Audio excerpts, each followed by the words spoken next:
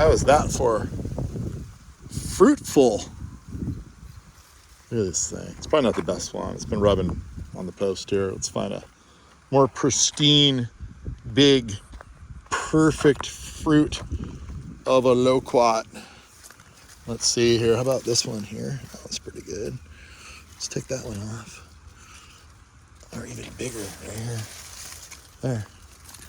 Not as big as the one I picked, but perfect shape. That's what it looks like when it rubs against a post or something else. This is what it looks like when it's more or less perfect. Let's just eat this one really fast. Oh!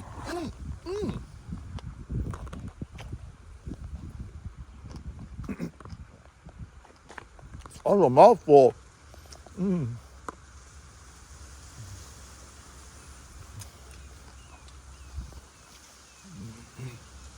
Let's start out with the seeds of the loquat. Are really pretty. Look at them.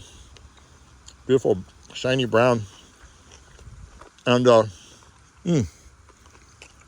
5 per fruit on this one. Anyway, be careful with these because they like to naturalize. This plant is native to China. However, it's all over the place. Now, I don't think they're going to grow over here. Throw them over there, or they'll just evaporate. It's so hot here at my ranch. They'll dry up and, not sprout up. But is this one pristine? Oh, almost. It was rubbing over here too. But this is Eriobotrya japonica, which is funny because japonica infers that it's from Japan, but it's not. Well, it kind of is. But it wasn't originally. It was actually native to China first, and then it got to Japan and sort of took over. Turn in Japanese, do you think so? Turn in Japanese, do you think so? Who sings that song? This is Turn in Japanese, Eriobotrya Japanese. But I'm up here in Winters, California at my ranch where it's super hot, and this is a really interesting growing environment. All kinds of weird things happen. And as far as loquats go, everything fruits earlier. These things aren't even close to being ready at my house in Lafayette. My house is only about 40 miles that way as a crow flies. But it's a whole nother world for climate because of, all kinds of things that may bore you. Oh, look at that one. That's a good one. But yeah, you can see here in this heat, it's just flowered like crazy, fruited like crazy. I don't think I've ever seen one of these things have so much fruit. I'm not sure quite what to do. I don't have time to pick all this fruit on this round here. I got to get back. Let's talk about the tree though. This tree wins the award for most tropical looking fruit tree that's super duper cold hardy. Look at these leaves. Look at these. Down in the shade, the leaves are huge. This is something else that happens. It's kind of an interesting fact. Okay, so look, the ones down on the bottom, right, where it's kind of in the shade coming off the bottom, huge, beautiful tropical leaves. You can use these leaves just as decorations in your floral arrangements. And then when you get up into full sun where it's blasting, you can see the leaves are a lot smaller, same structure. And again, in the interior, look how big they are. Boom, look how sexy. There are not many tropical plants that have foliage prettier than this. It's evergreen, and it's hardy to, I'm gonna guess like 15 degrees. I haven't really looked it up. All I know is I have never seen one of these things damaged anywhere, anyhow. So they gotta be pretty darn hardy, right? And then look at the color. Right now it's May, early May, and these things are just strikingly beautiful. They actually use these things in arrangements, in flower arrangements. You know, you can just break this whole branch off and have some foliage and the fruit. And then after a couple days of doing that, you can eat them or just put them on the counter. Just take a whole branch on the counter, just lay it there, you know, and then you have your fruit waiting for you to eat it on your terms, not its terms. So it's actually rather drought tolerant considering how lush and tropical it looks. It's naturalizing all over the place, like Southeast United States, California, Hawaii. I'm talking like it's a problem. I'm gonna say it's a problem. So I don't know. Should I promote a plant that's a problem? Good news here in California, it's dry enough where it can't go too far. It needs a little bit of moisture to get going. But you might find that it is sprouting up in your garden where you have a little bit of sprinkler action. And the birds love them. The squirrels will take these things and run away with them and plant them. I had grown up with one of these things since I was 14 years old. In Lafayette, it was a really, really good one, and I used to grow that and sell that. We do sell these at the nursery. In fact, we sell this very same variety here, and it's not even named, but it's a really good one.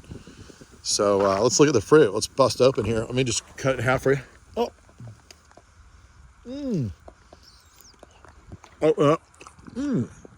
it is so luscious. Might be really good in a smoothie. Actually, there's so much juice in there. The skin is rather, like, not so good. You could peel it off, but I've found after 56 years of being here, life is just too short for that. So I don't mess with the skin. But then there's the seeds right there. Boink, boink, boink. Just like, look at all that juice. Oh my gosh. Makes me wonder. Couldn't understand that. I'll do it again. Makes me wonder why no one has ever had loquat juice. What happened? What's up with that? Or loquat wine, even better. Look at this. Isn't that pretty? Look at that. Yeah, what else can I say? So here I used it at the very end of my garden. Here's my decorative garden on this side. Really, really beautiful. And then here's my not so decorative homeless encampment looking vegetable garden. I have one nice thing in my vegetable garden that's really pretty. It's this beautiful water trough thing. And I had meant to build all these stone planters around it because I have a giant pile of stone over there. I dug up from planting all the trees on the property. Every time you dig a hole, such as for the citrus grove, you end up with huge rocks. And someday I'll get to that. But I use this loquat here to separate those areas. So not only is it beautiful, evergreen, colorful, because it's evergreen, it makes a really nice sort of screen. So you can imagine what's going to happen. Oh, look, I know why I put it here. Can anyone tell me why I put it here? Let me give you a hint. Do that again. Yeah, probably the ugliest thing there could possibly be. Telephone pole with a transformer. So instead of seeing that from the beautiful confines of this most wondrous oasis, I know I got to water. In fact, I'm doing it right now. I'm watering my newly planted fan palms. Get them going.